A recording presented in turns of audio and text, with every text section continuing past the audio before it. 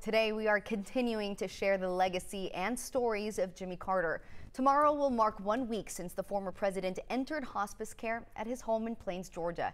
And just hours ago, the Jimmy Carter Presidential Library shared this photo you're looking at on Twitter. It is from the president's first cabinet meeting on this day 46 years ago in 1977.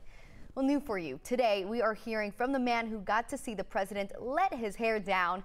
11 Alive's Jerry Carnes went to the barber shop Carter visited long before the White House to talk to the man who spent decades cutting the former president's hair.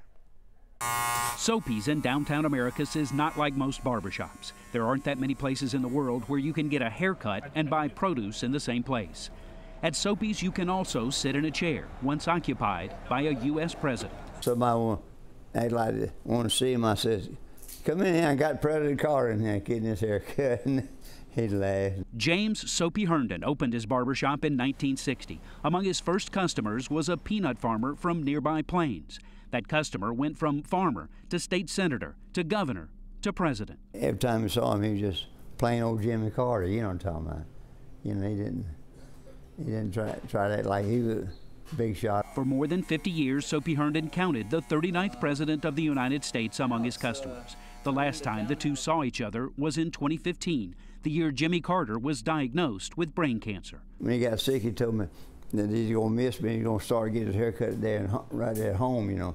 And I could understand that, you know. That was 7 years ago.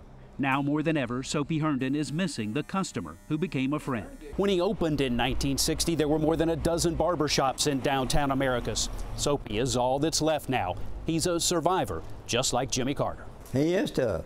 Good God, he's tough. You can count Soapy Herndon among those who aren't ready to say goodbye. We were good friends. He'd rather reminisce about the customer and friend who just happened to be president of the United States.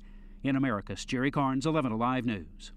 What a great story there. And right now, messages of comfort and peace continue to pour in for former President Carter. If you would like to share your own note, you can find the link to this page online on 11alive.com.